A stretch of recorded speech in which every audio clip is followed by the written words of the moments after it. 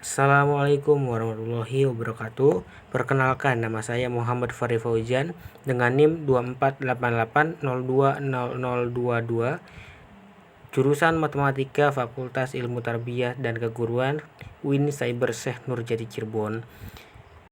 Di sini saya akan menjelaskan mengenai analisis korelasi dan analisis regresi dengan menggunakan aplikasi SPSS guna memenuhi tugas ujian akhir semester praktikum statistika elementer. Baik, di sini ada studi kasus seorang peneliti ingin mengetahui pengaruh dari motivasi belajar siswa terhadap prestasi belajar siswa di SMP Negeri 1 Kota Cirebon. Untuk kebutuhan penelitian tersebut diambil sampel secara acak sebanyak 20 orang untuk diteliti. Dan hasil pengumpulan data diketahui sebagai berikut. Nah, di sini ada motivasi belajar ini sebagai variabel bebasnya dan ada prestasi siswa ini sebagai variabel terkaitnya. Nah, di sini ada soal dari data di atas, adakah korelasi variabel X dan Y jika ada berapa derajat hubungan kedua variabel tersebut? Lalu apakah kedua variabel tersebut berkorelasi positif atau negatif? Lalu kemudian silakan uji data di atas menggunakan uji regresi linear untuk mengetahui nilai regresi linearnya. Lalu sertakan besaran nilai presentasenya. Nah, kita jawab soal ini dengan menggunakan aplikasi SPSS. Nah, di sini kita salin datanya. Nanti kita akan masukkan ke aplikasi SPSS-nya. Nah, saya salin dulu data dari variabel X-nya ini.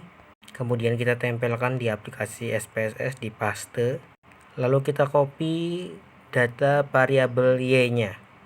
Untuk variabel Y kita paste di sebelah variabel X ya. Selanjutnya kita klik variabel view. Lalu ubah namanya, yaitu yang pertama menjadi X dan yang kedua menjadi Y. Lalu kita ubah desimalnya, yang tadinya 2 kita nolkan saja semuanya. Nah, selanjutnya di bagian label ini kita beri label untuk yang X itu motivasi belajar dan Y-nya itu prestasi siswa ya. Lalu kita klik data view dan klik analyze. Lalu kita klik correlate dan klik bivariate. Lalu kita masukkan keduanya ke variabel.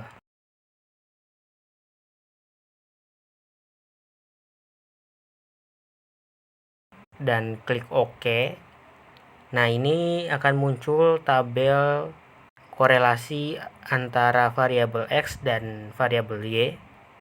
Nah, dari sini kita mengetahui hubungannya, apakah hubungan itu positif atau negatifnya.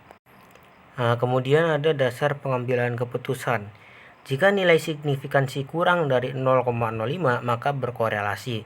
Kemudian jika nilai signifikansinya itu lebih dari 0,05 maka tidak berkorelasi. Nah, kita di sini lihat nilai signifikansinya itu berapa. Nah, ini bisa dilihat untuk nilai korelasinya itu 0,00 ya. Dan sama yang bawah juga 0,000. Nah, dari sini kita dapat menyimpulkan bahwa hubungan ini dapat kita sebut berkorelasi.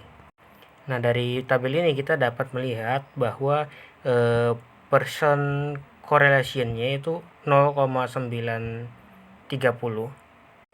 untuk prestasi siswanya, dan untuk motivasi belajarnya juga sama ya, di 0,930. Nah, karena di sini tidak ada bentuk negatif ya, jadi kita bisa sebutkan bahwa nilainya ini bernilaikan positif. Nah, untuk memahami lebih mudah hubungan variabelnya itu positif atau negatif, di sini ada pengambilan keputusan. Nah, untuk hubungan yang negatif ini semakin tinggi variabel X maka semakin rendah variabel Y, dan semakin rendah variabel X maka semakin tinggi variabel Y. Nah, untuk hubungan yang positif itu semakin tinggi variabel X maka semakin tinggi juga variabel Y-nya. Nah, sementara semakin rendah variabel X maka semakin rendah juga variabel Y-nya.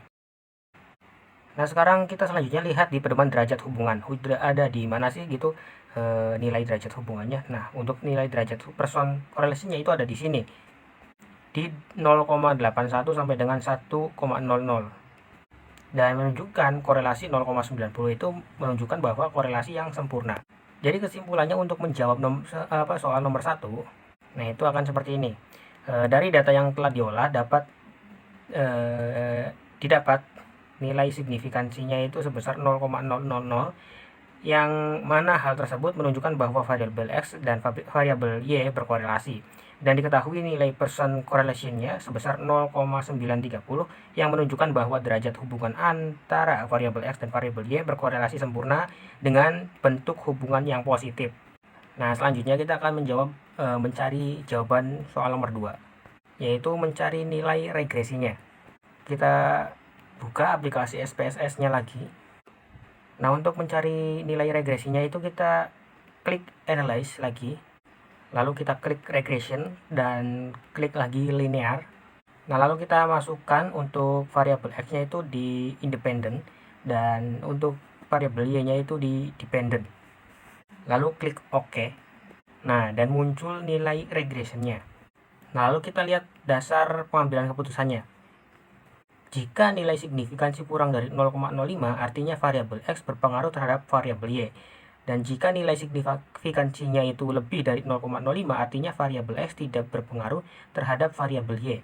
Nah, dari hasil output tersebut diketahui bahwa nilai F hitungnya itu yaitu 115,686 dengan tingkat signifikansinya sebesar 0,000 kurang dari 0,05, maka model regresi yang dapat dipakai untuk memprediksi variabel motivasi belajar, atau dengan kata lain ada pengaruh variabel motivasi belajar X terhadap variabel prestasi siswa Y.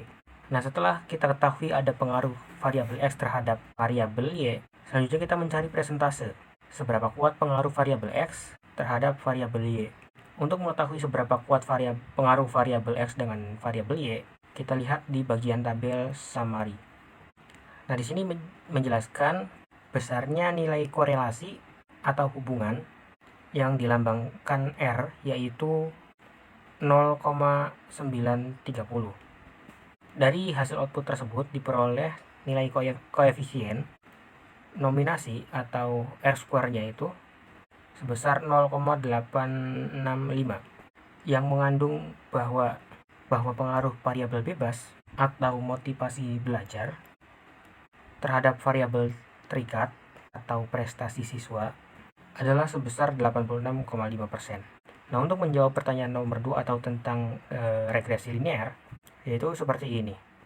Nah, setelah dilakukan uji regresi linear sederhana, dari data di atas didapat bahwa nilai signifikansinya itu 0,000 kurang dari 0,05, maka model regresi dapat dipakai untuk memprediksi variabel motivasi belajar, atau dengan kata lain ada pengaruh antara variabel motivasi belajar atau X terhadap variabel prestasi siswa atau Y.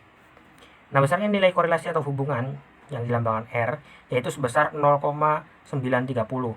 Nah, dari output tersebut diperoleh koefisien determinasinya atau R square itu sebesar 0,865, yang mengandung pengertian bahwa pengaruh variabel bebas atau motivasi belajar terhadap variabel terkait atau prestasi siswa adalah sebesar 86,5%.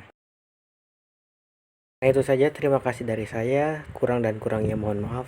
Wabillahi taufiq wal hidayah. Wassalamualaikum warahmatullahi wabarakatuh.